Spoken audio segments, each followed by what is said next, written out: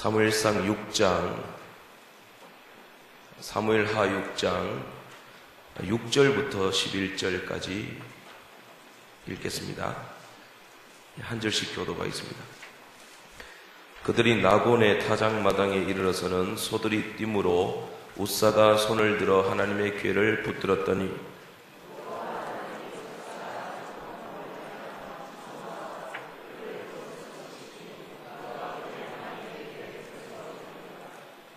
여호와께서 웃사를 치심으로 다윗이 분하여 그곳을 베레스 웃사라 부르니 그 이름이 오늘까지 이르니라.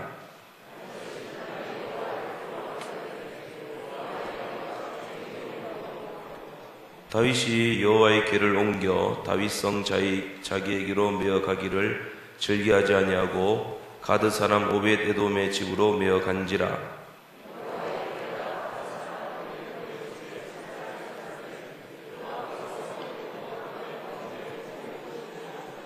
아멘. 하나님은 우리에게 복을 주시기를 원하시는 분입니다.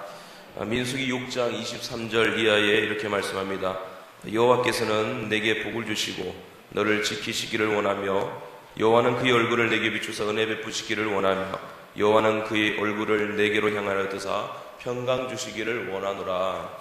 에덴 동산으로 우리가 눈을 돌리겠습니다.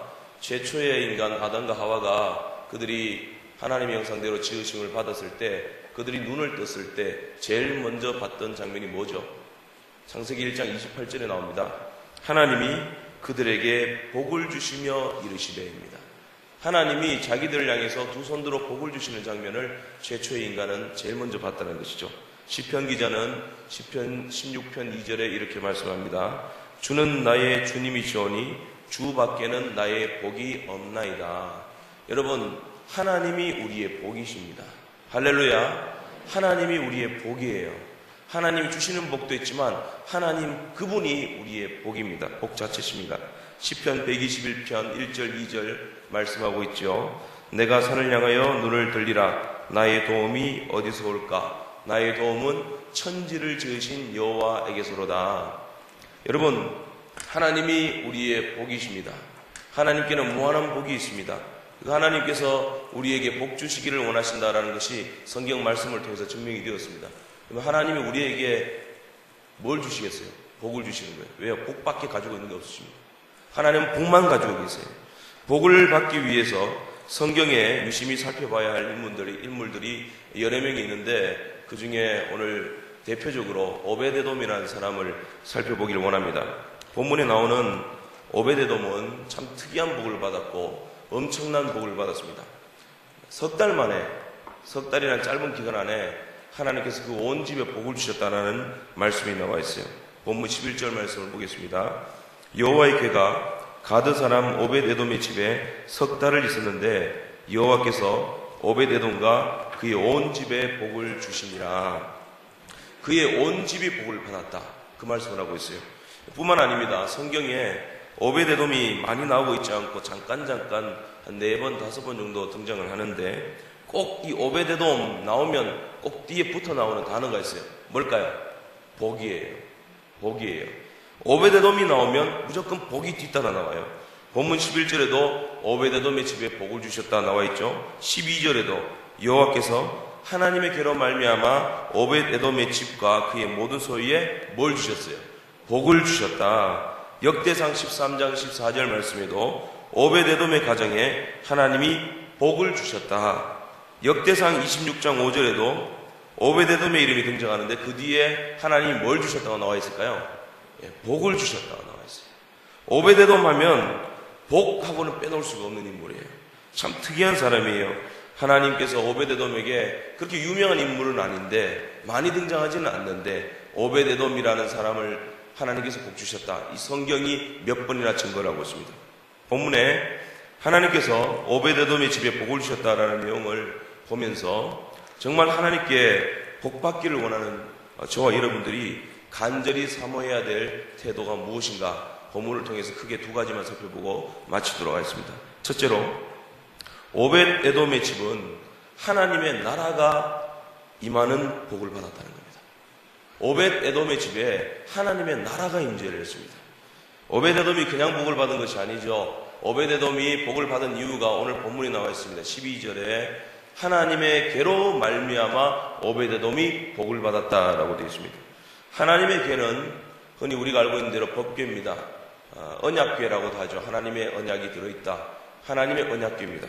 그럼 이 하나님의 언약궤의 표징을 한마디로 설명하자면 하나님께서 당신의 백성 중에 함께 임재하고 계신다 이 말씀입니다. 신약에 와서는 이것이 무엇이죠? 임마누엘입니다.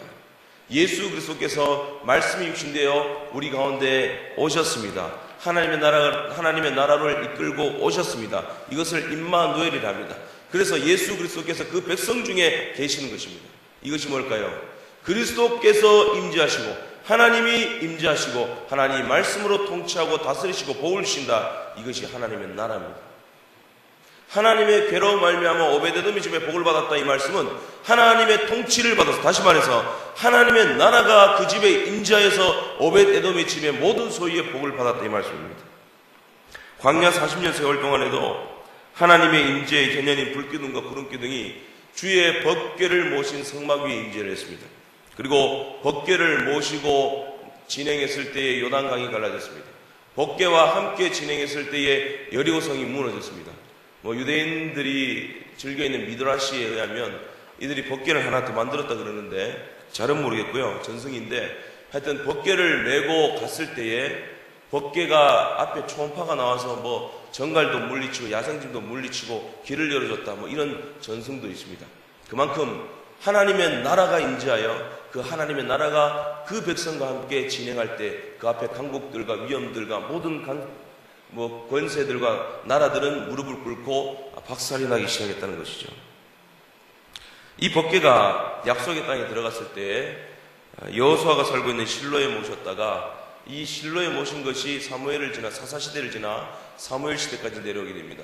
그리고 사무엘이 어렸을 때에 이스라엘이 블레셋과 전쟁을 했는데 이 법궤를 진영으로 모셔나갔죠. 근데 뺏겼습니다. 블레셋에게. 그 블레셋 지역에 7개월 있었는데 블레셋 지역에 7개월 있는 동안 그 땅에 온갖 재앙이 임했어요. 무서운 재앙이 임했습니다. 안 되겠다. 다시 돌려보내자. 그래서 아직 멍에를 메어보지 않은 젖나는 소를 그 새끼와 생이별시키고 엉엉 우는 소를 자기들이 새수레를 만들어서 그 뒤에 법궤를 싣고 우로나 좌로나 치우치지 않고 베스메스로 가도록 만들었습니다. 베스메스에 도착했는 것이 사무엘상 6장 12절에서 15절 말씀이 나오는데 이 베스메스 길로 법궤가 옮겨갔고 베스메스 사람들이 그 법궤를 들여다보았는데 5만 70명이 죽었다 이렇게 말씀하셨습니다. 이 법궤 뚜껑을 열어서 봤다는 말이 아니고 저 법궤가 강대국들을 물리쳤고 저 법궤가 상징하는 것이 여호와의 임재고 이스라엘 신의 나라라는 것인데 저게 무슨 과연 효력이 있는 것인가 호기심으로 쳐다봤다는 거예요. 쳐다봤는데 5만 70인이 죽었다는 거예요. 대단한 재앙이에요. 무서운 형벌이에요. 이것을 주석하면서 아더핑크리는 말합니다. 하나님의 복음은 그가 지정하여 맡기신 자 외에는 함부로 가르치지 말라. 함부로 손대며 가르쳤다가 하나님의 목회와 하나님의 나라가 혼란을 겪게 된다. 하나님의 진노가 임하게 된다. 그런 말씀하고 있습니다. 대단히 위험한 거. 호기심으로도 안 된다는 거예요. 이 베스메스 사람들이 두려워서 안 되겠다. 우리가 간수를 못하겠다. 그래서 기란 야림에 있는 아비나답의 집에 이 법궤를 모시도록 만듭니다. 기란 야림에 있는 아비나답이라는 사람이 집에 법궤가 있는 동안 20년이 흘렀습니다. 그리고 나서 사무엘이 공적인 활동을 하기 시작을 합니다. 사무엘 선지자가 20년간 중령기 활동을 하고 미스바 성회를 열고 그리고 사울 왕이 세워지게 되죠.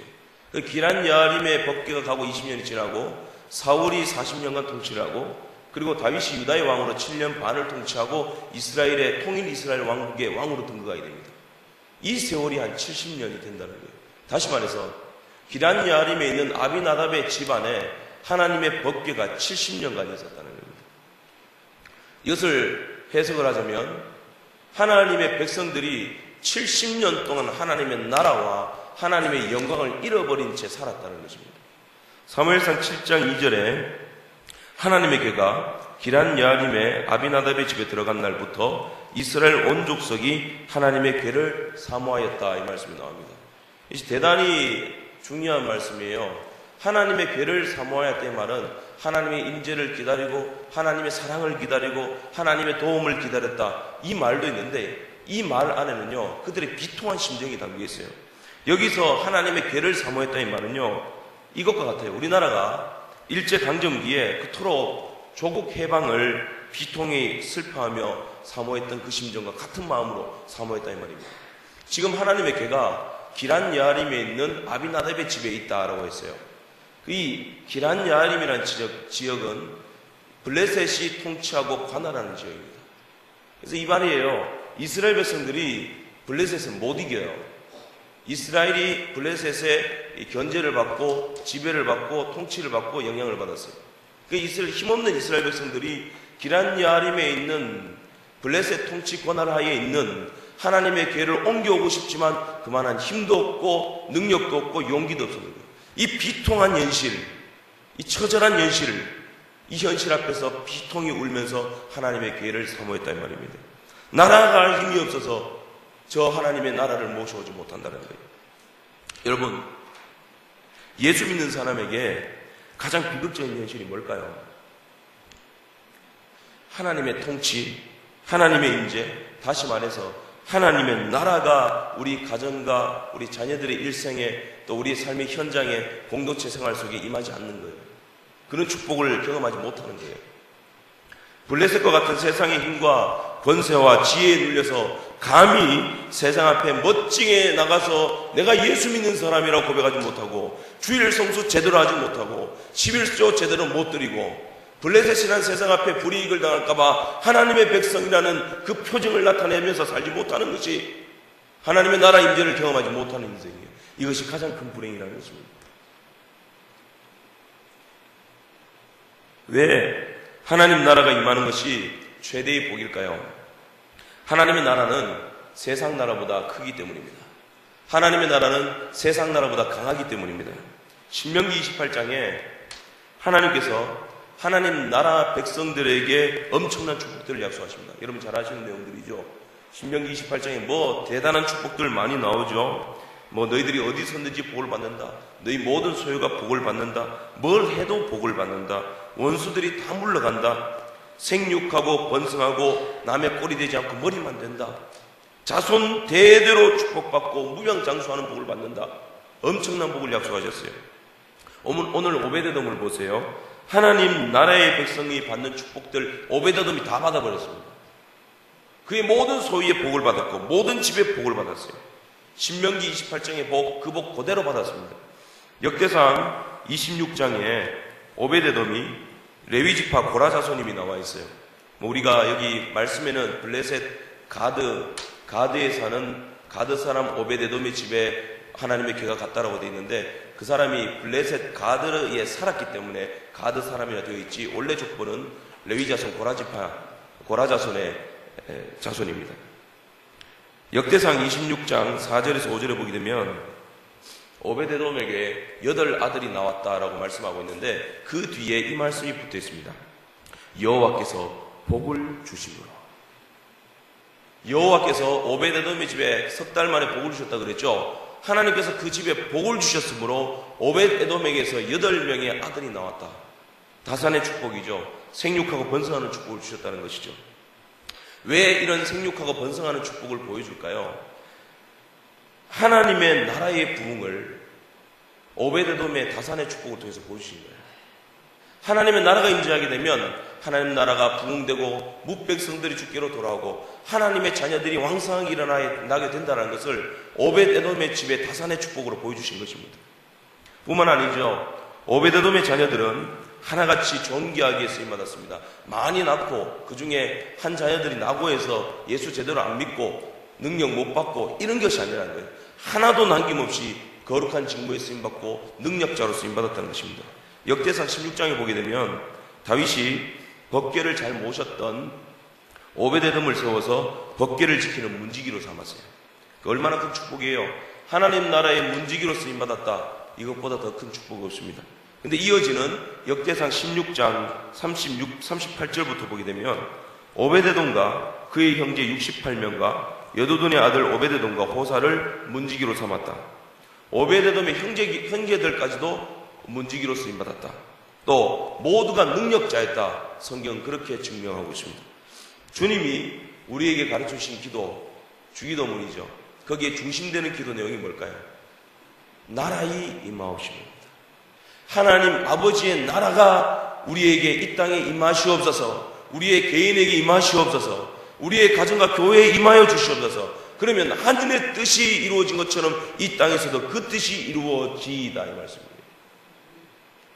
하나님의 나라의 표상인 법궤가 행진할 때 모든 강대국도 물러갔고 세상의 권세도 무릎을 꿇었고 거대한 만물들도 갈라졌습니다. 마찬가지로 저와 여러분들의 집에 오베데돔의 집에 임하셨던 하나님의 나라가 임하기를 간절히 소원합니다. 보세요. 법궤가 아비나답의 집에 70년 있었다고 했습니다. 법궤가 아비나답의 집안에 70년 있었어요. 근데 70년 있으면 뭐합니까? 아비나답의 집에 그 오랜 세월 법궤가 있어도 아비나답의 집에 하나님이 복을 내리셨다는 말이 없어요. 그러나 오벳에돔의 집에는 하나님의 궤가 석 달 있었습니다. 석 달만 있었음에도 불구하고 하나님이 그의 모든 집과 모든 소유에 자손 대대로 복을 주셨다고 말씀하고 있습니다. 분명히 오벳에돔은 하나님의 궤를 사모하면서 하나님의 나라의 임재를 간절히 사모했던 것 같습니다.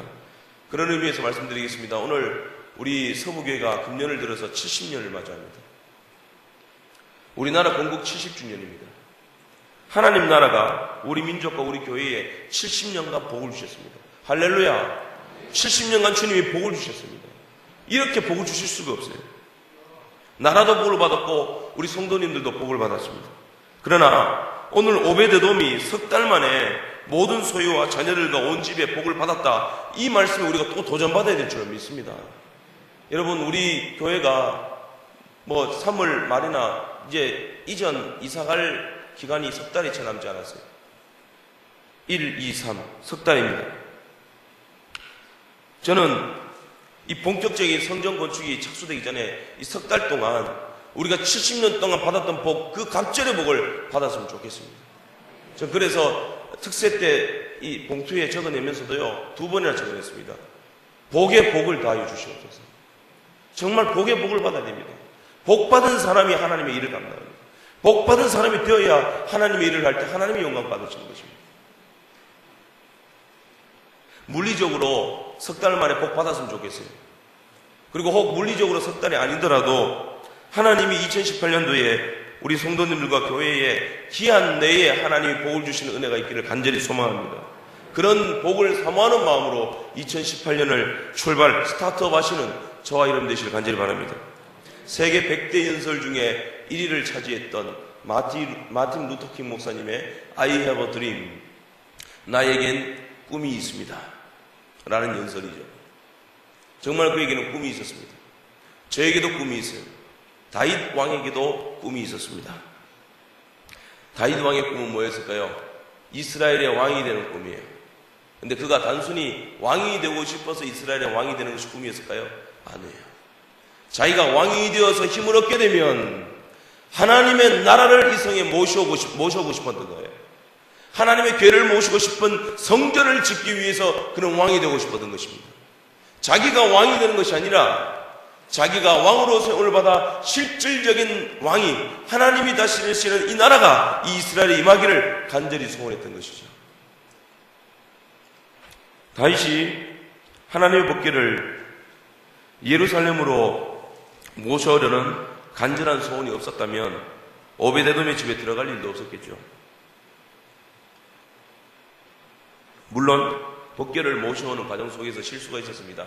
말씀에 온전히 순종하지 못하는 모습이 있어서 인본주의가 있었고 편의주의가 있어서 하나님이 진노를 하셨죠. 그렇지만은 최초 다윗이 법궤를 모셔오기 위한 시도가 없었다면 하나님의 두려우심과 또 하나님의 복주심을 경험하지 못했을 것입니다. 각성이 일어나지 않았을 것입니다. 사모함이 다하지 않았을 것이란 말이에요. 다윗이 하나님의 법궤를 얼마나 사모했는지 시편 132편에 나옵니다. 시편 132편 2절에서 5절 말씀인데 제가 읽어드리겠습니다.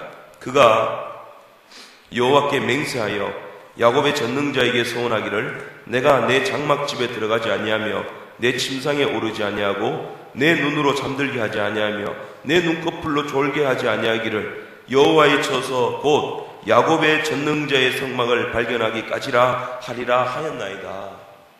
다윗의 마음이 보이세요, 여러분? 내가 하나님의 법궤, 하나님의 나라를 찾기 전까지는 내가 잠잘 수 없다. 침대에 못 올라간다.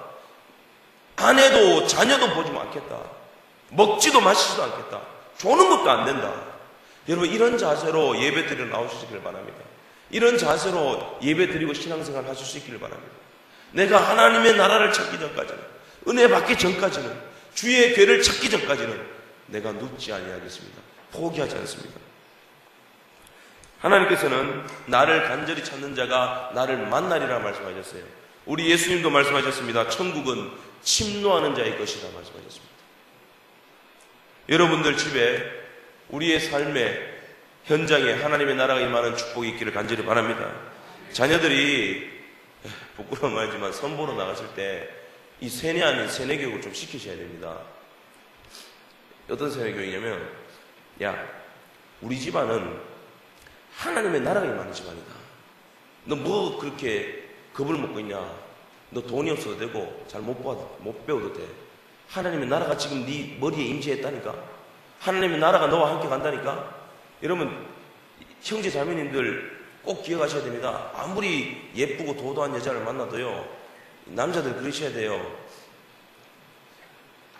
하나님의 나라가 임하시며 뜻이 하늘에서 있는 것 같이 땅에서도 이루어질 줄 믿습니다. 너는 오늘 내 밥이라. 하나님이 오늘 너를 내 손에 붙이셨느니라. 자매들 마찬가지예요. 남자를 만나면 남자 뭐 이렇게 우락부락하게 생겨도요, 속으로 이렇게 말씀하셔야 돼요. 선포하셔야 돼요. 내가 오늘 칼도 가지고 나왔고 포크도 가지고 나왔고 뭐 숟가락도 젓가락 다 가지고 나왔다. 너는 오늘 내 밥이라. 하나님이 오늘 너를 내 손에 붙이시니 너는 내 향수에 취할 것이고 나의 화장발에 살살 속아 넘어가리라. 이렇게 선포하셔야 됩니다. 하나님의 나라가 임재했기 때문이에요. 하나님의 나라가 임재했는데 뭐가 겁나요? 법궤가 진행했을 때, 하나님의 나라가 전진했을 때 모든 강대국들이 무너졌습니다. 여리고가 무너졌습니다. 뭐가 두렵습니까? 하나님 나라가 임재하면 담대함이 생기고 힘이 생기고 능력이 나타나고 모든 소유의 복이 임할 줄로 믿으시길 바랍니다. 가장 큰 복은 하나님의 나라가 임하는 축복입니다. 하나님의 나라가 우리 집에 임할 때 세상을 이길 줄로 믿습니다. 이 복을 간절히 소원하고 상상하시는 저와 여러분 되시길 간절히 바랍니다. 또 한 가지, 하나님의 나라가 임하는 복을 받으려면 하나님을 존중히 여기는 실력을 키워야 됩니다. 실력이 있어야 복을 받습니다. 복은 그냥 받는 것 아닙니다. 갈고 닦은 실력이 있어야 복을 받는 것입니다. 여러분, 하나님의 나라가 임하는 복을 소원하십니까? 그렇다면 그 소원하시는 그 마음에 실력을 기를 수 있길 바랍니다. 역대상 26장에 보게 되면 다윗이 등용하여서 쓴 성전의 일꾼들의 명단이 나와 있는데 크게 세 부류의 사람들로 나눠집니다. 첫째는 큰 용사를 사용했다. 둘째는 능력 있는 자를 사용했다. 세 번째는 명찬한 의사를 사용했다. 다윗은 하나님의 성전에 필요한 일꾼들을 하나같이 능력자를 사용했습니다. 왜 그럴까요? 왜 능력 있는 사람을 사용했을까요? 디모데전서 6장 6절에 이런 말씀 나옵니다. 하나님의 나라는 말에 있지 아니하고 능력에 있느니라. 교회에 말 많은 사람 일 못합니다, 여러분. 하나님의 나라는요, 능력으로 증명해 보이는 사람을 통해서 확장되어 나가는 것입니다. 고린도서 4장 20절 말씀에 하나님의 나라는 능력이 있다 말씀하셨습니다. 디모데전서 6장 6절에는 나를 존중히 여긴 자를 내가 존중히 여긴다 말씀하셨습니다. 하나님을 존중히 여긴 사람은요, 말을 함부로 하지 않습니다. 하나님을 존중히 여기는 사람은요, 삼가입니다. 그리고 실력을 키우는 것입니다. 요셉이 보디발의 집에 사환으로 있을 때 그가 억울한 일을 얼마나 많이 당했습니까?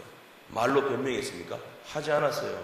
왕의 죄수를 가두는 그 감옥에 있었을 때 그가 억울하다고 말을 했습니까? 말하지 않았어요. 그는 능력으로 증명했습니다. 그래서 성경은 증명합니다. 하나님께서 요셉과 함께 하심으로 하나님이 그 집 모든 소유에 복을 주시니라. 다윗도 마찬가지예요. 다윗이 사울에게 억울한 일을 당하고 세상 사람들에게, 자기들 원수들에게 쫓겨다닐 때 다윗이 변명하지 않았습니다. 그가 했던 것은 뭐예요? 하나님이여 나를 건져 주시옵소서, 나와 동행해 주시옵소서.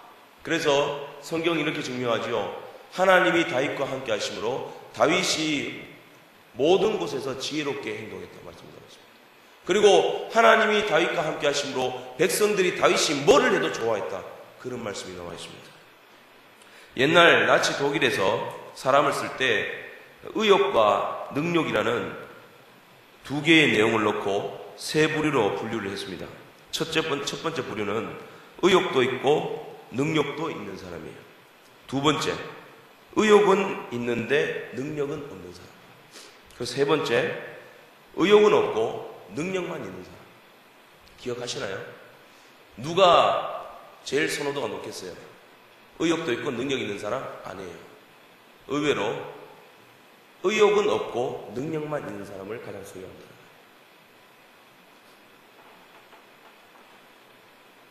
우리 생각에는 의욕도 있고 능력이 있으면 쓰임받을 것 같잖아요. 근데 생각이 다르다는 거예요.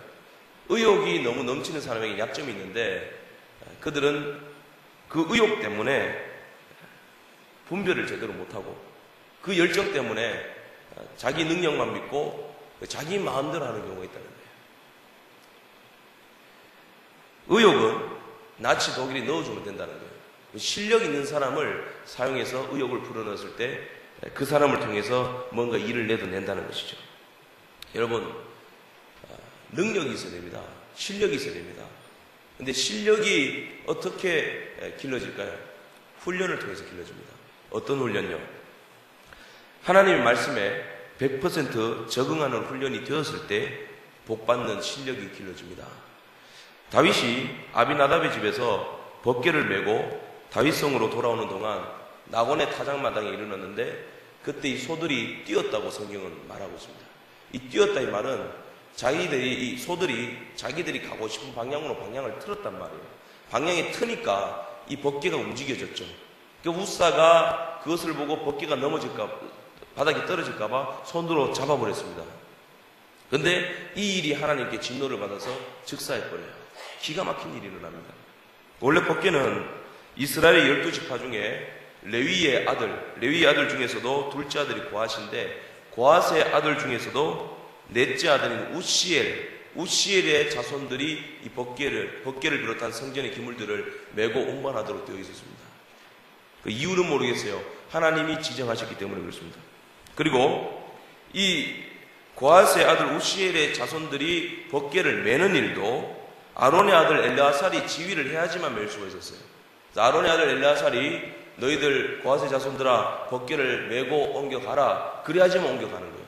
그런데 이 고핫의 자손들도 이 법궤를 맨손으로 만져서는 안 되는 거예요. 맨손으로 만지면 죽는다.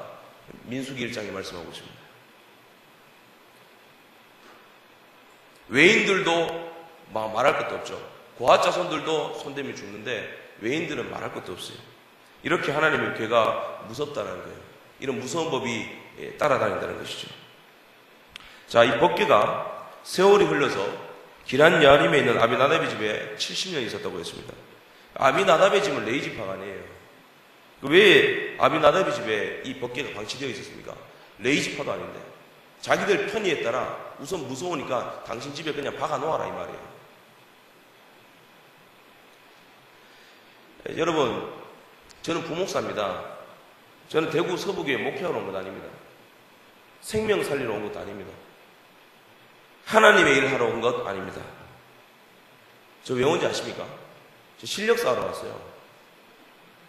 무슨 말이냐면요, 저는 하나님께서 대구 서부교회에 담임 목사님을 세워서 목양하신 일에 보호자와 보필하는 것이 아니라 담임 목사님의 귀끝이 되기 위해서 왔고, 발끝이 되기 위해서 왔고, 혀끝이 되기 위해서 왔고, 눈끝이 되기 위해서 왔어요.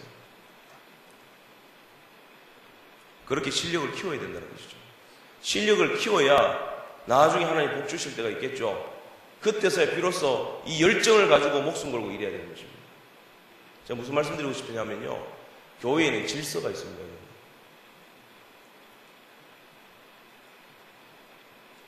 여러분들 아무리 속된 말로 영적으로 정말 난다 뛴다 하셔도요, 목회자 못 됩니다. 계급이 아니라 질서가 있다는 거예요. 아무리 내가 날고 뛰어도요, 작년에 회장이었지 오늘 회장 아니에요. 이 질서를 무시하시면 안 돼요. 말씀의 질서를 무시하지 말고 영적인 권위를 무시하지 말잖아요. 우사는요, 영적인 질서를 무시했습니다. 우사가 의욕이야 선했죠. 하나님의 교회가 떨어지면 안 된다, 붙들어야 된다 그랬겠죠. 그런데 그는 영적인 권위와 말씀을 무시했어요. 말씀에 적응되지 않은 그 몸을 가지고 자기 열정을 함부로 남발을 했던 것입니다. 그러니까 죽임을 당했던 것입니다. 법궤는 흔들린다고 손으로 막 잡아서도 안 되는 것입니다. 그런데 그 중에서도 질서를 가장 크게 어긴 사람이 누구냐? 다윗 왕이지요. 사무엘상 6장에 보게 되면 다윗이 3만 명의 동원력과 함께 새 수레를 만들어서 그 법궤를 새 수레에 실어서 싣고 옵니다. 수레에 싣고 가도록 한 것은요, 이것도 하나님의 방법이 아니죠. 그 옛날 블레셋 사람들이 자기들이 두려워가지고 베스메스로 법궤를 보낼 때 수레를 만들어서 소를 시켜서 끌고 가게 만들었습니다. 이방의 풍속들이에요. 교회 안에 왜 이방의 풍속들이 들어오면 안 되느냐? 하나님이 진노하시기 때문에 그렇습니다. 이방의 풍속들이요, 세상의 문화들이요, 편리해요. 세상 방법으로 교회를 돌보고 세상 방법으로 교회를 하면요, 편한 일들이 너무너무 많아요. 그런데 하나님이 그것을 기뻐하지 않는다는 것입니다. 하나님의 식, 하나님의 방법, 하나님의 질서, 하나님의 말씀대로 교회에서 예배 생활하고 교회 생활하고 사명 감당해야 된다는 것입니다. 그리고 그 수레를 아비나답의 아들 우사와 아효가 몰았다라고 나와 있습니다. 여기서 우사와 아효가 아비나답의 아들이라 나와 있는데, 실은 계산해 보면 이 손자 또는 증손자뻘 되는 사람들입니다. 왜 법궤 매는 것과 아무런 관계가 없는 우사와 아효가 법궤를 몰았을까요? 아마도 우리 집에 법궤가 70년간 있었다, 내가 알아도 더 잘 알아, 우리가 모셔도 70년간 모셨기 때문에 당신들보다 모시는 방법 더 잘 알아. 인간의 경험과 특세 때문입니다.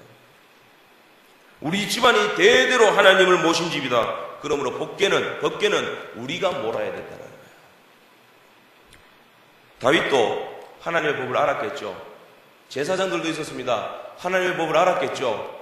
그런데 텃세에 밀려서, 인간 경험과 노하우에 밀려서 우사와 아효가 법궤를 몰도록 허용을 한 것입니다. 오늘날 교회의 모습을 돌아보겠습니다.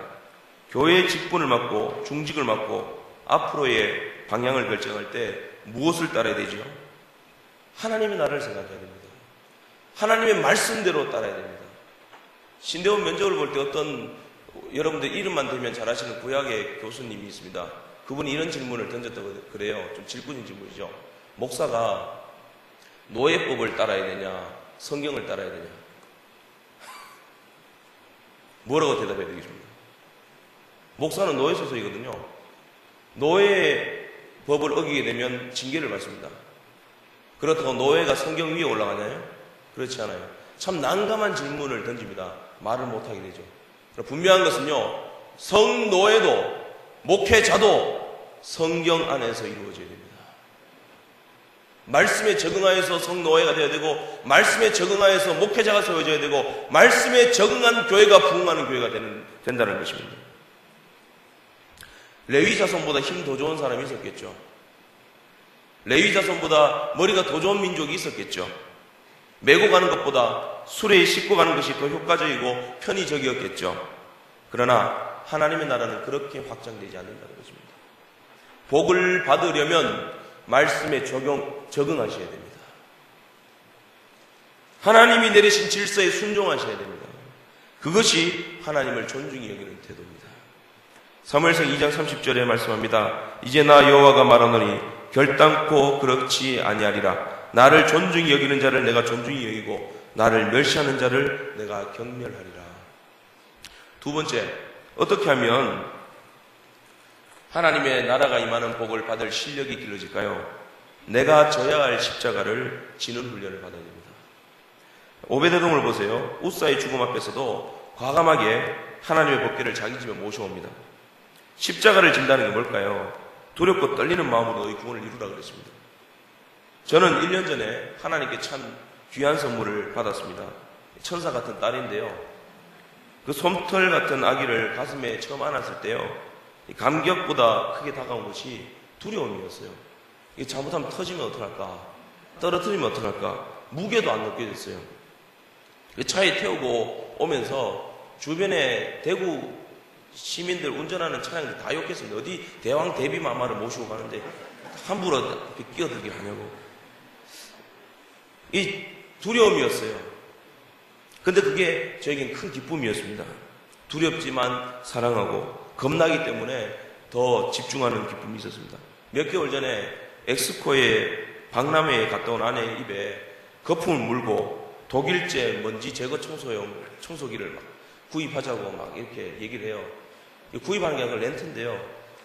저 바보 같죠? 혹 해가지고 그거 제가 렌트해서 쓰고 있습니다.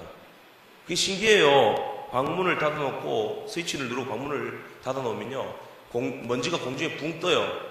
그러면 이 먼지를 청소기가 다 빨아당겨요. 그래서 미세먼지, 진딧물 이런 거 다 먹습니다. 제가 공기가 실제로 좋아진 걸 경험했거든요. 속으로 저런 바보 저걸 사느냐 그런 생각이 드시겠지만 혹해서 샀어요. 정직하게 말하면 겁나서 샀어요. 왜요? 이 천사 같은 아기가 먼지 먹고 자랄 수는 없잖아요. 안 그래도 먼지 많은 집인데 조금 후회가 되기도 하지만, 무슨 말이냐면요, 우리 집의 모든 생활이 2살짜리 상전을 통해서 이렇게 움직여집니다. 밥 먹는 시간도, 일어나는 시간도, 모든 물건들 갖다 놓는 것도 이 상전을 무시할 수 없어요. 상전 중심으로 지금 돌아가고 있어요. 여러분 한번 상상해 보세요. 오베데돔이 법궤의 역사를 몰랐겠어요? 다윗이 몰랐겠습니까? 제사장들이 몰랐겠어요? 그 옛날 블레셋 땅에 법궤가 7개월간 있을 때 그 땅에 재앙이 임했습니다. 법궤 앞에 문나라들이 망했어요. 법궤를 함부로 쳐다봤다고 57,000명 죽었습니다. 바로 눈앞에서 우사도 죽었어요. 이 장면을 보면서 다윗도 벌벌 떨었습니다. 그래서 사무엘하 6장 9절에 이렇게 말씀하고 있습니다. 다윗이 그날에 여호와를 두려워하여 이르되 여호와의 법궤가 어찌 내게로 오리요 하고. 여러분, 믿음이란 이런 것입니다. 믿음은요, 하나님의 두려우심을 알고 반드시 하나님이 그 책임을 나에게 물으신다는 것도 알면서도 여전히 하나님을 존중히 여기며 말씀에 순종하며 생명 걸고 그 명을 받드는 것입니다. 아무도 교사 안 하려고 그러죠. 그러나 교사하기를 원하십니다. 근데 교사하다가 잘못 받들면 하나님의 에스겔서 말씀처럼 다 하나님의 복음을 다 전하지 못하고 잘못 감당하게 되면 그 핏값을 나에게 물어요. 그게 얼마나 두려운 일이에요. 알면서도 두려워하면서도 그 사명 받드는 것, 그것이 십자가 지는 거예요. 그런 자에게 하나님이 복을 주신다는 것입니다. 전해지는 이야기에 의하면 오베데돔은 하나님의 법궤를 그 집에 모시면서 가족들에게 임무를 부여했다고 합니다. 한 사람은 등불이 꺼지지 않도록 계속 관리를 하고, 또 한 사람은 먼지가 앉지 않도록 깨끗이 청소를 했다고 합니다. 그 방안 역시 지성소처럼 꾸며놓았다고 합니다. 아마도 오베데돔은 밖에 나가 있어도 집안에 법궤가 신경 쓰여가지고 계속 돌아왔을 거예요. 급한 일 취소하고 또 오고 또 들여다보고. 그러니까 하나님이 복을 안 주실 수 있겠어요. 실력을 키우는 거 한 가지가 더 있지만 그냥 마치도록 하겠습니다. 예수님과는 바꿀 수 없다. 이런 실력을, 이런 각오를 가진 사람에게 하나님 나라 임하는 복이 임하게 됩니다. 주 예수보다 귀한 것 없어요. 신명기 28장의 복도요, 예수님이 이 땅에 임재하셔서 하나님의 나라가 임재하셔서 우리가 예수로 말미암아 하나님의 백성으로 살아가는 그 복 외에 그 복과도 바꿀 수 없어요. 무병장수하고요, 자손 대대로 생육하고 번성하는 것, 그거 이 땅에서 대단한 복이지만 이미 하나님 나라가 예수님을 통해서 임했는데, 하나님 나라가 임했는데 세상에 그런 번영과 복들이 무슨 소용이 있어요? 단명해도 좋아요, 고난받아 좋아요, 물에 말아 나물 반찬 먹어도 괜찮아요, 사람들이 속 썩이고 나를 배신도 괜찮아요. 누구만 있으면 돼요? 하나님 나라를 끌고 오신 예수님만 나의 구주가 되시고 예수님만 있으면 그 세상 나라들 부럽지 않고 세상 권세들 물질들 부럽지 않습니다. 여러분 정말 복받은 사람인가 한번 자문해 보세요. 한 가지 질문만 던지면 돼요. 여러분들이 부러워하는 물질들, 여러분들이 사랑하는 자녀들, 내 억울함을 풀어주고 나에게 힘을 줘서 내게 행복을 줄 모든 조건들, 그러나 그 모든 것들보다도 나 예수 하나 받고 싶지. 여러분 그런 결론에 도달하신다면 여러분들 복받은 사람들이에요. 그런 자에게 하나님이 복을 주신다는 겁니다. 그런 자에게 하나님 나라가 임하는 복을 내려주신다는 것입니다. 저는 서부교회에 오면서 대학부를 맡았었습니다. 그때 겨울에 대학부 수련회를 했었는데요. 낮 집회에 말씀을 전하러 그 예배당 문을 열고 들어갔는데 학생들이 이 찬양을 부르고 있었어요. 그걸 알고 오늘 왔는지 모르겠는데 찬양대가 찬양을 불렀죠. 주의 나라가 임할 때, 주의 나라가 임할 때, 주의 나라가 임할 때 가사를 보게 되면요 이런 가사가 나옵니다. 주의 나라가 임할 때 하나님 나라, 하나님 임재하실 때 예배가 회복되고 기적은 일어나네. 전능하신 주, 영원하신 능력의 통치자, 자유가 선포되고 주 백성 돌아오네. 하나님 나라 임하소서. 이 영광과 존귀 능력과 위엄 놀라운 사랑의 기적의 하나님 지금 이곳에 오소서. 주 높고 위대하심을 크게 외쳐 선포하네. 만왕의 왕 주 하나님 지금 오소서. 여러분 하나님 나라가 임하게 되면 자유가 선포됩니다. 영광과 존귀와 능력과 사랑과 기적의 하나님을 경험하게 될 것입니다. 오베데돔의 집처럼 저와 여러분들의 집이 하나님의 나라가 임하는 복을 받는 2018년 되시기를 간절히 소원합니다. 기도하겠습니다. 하나님 아버지 은혜 감사합니다. 70년간 하나님이 주님의 몸된 교회에서 마음껏 신앙생활을 하게 해주시고 하나님의 새해를 준비하여 2018년을 맞이하게 해주셨는데 우리가 그냥 임하지 말게 하여 주시옵시고 지난 70년간 하나님이 주신 복을 생각하고 오늘 오베데돔이 석 달 만에 복을 받은 것을 기억하면서 전에 없었던 받지 못하고 누리지 못했던 큰 복을 하나님께서 2018년도에 내려주셔서 하나님 나라가 임재하는 복을 누리고 하나님 나라가 확장되는 역사를 경험할 수 있는 우리 모든 성도, 우리 모든 교회가 되도록 은혜 내리워 주시옵소서. 예수님의 이름으로 기도드리옵나이다. 아멘.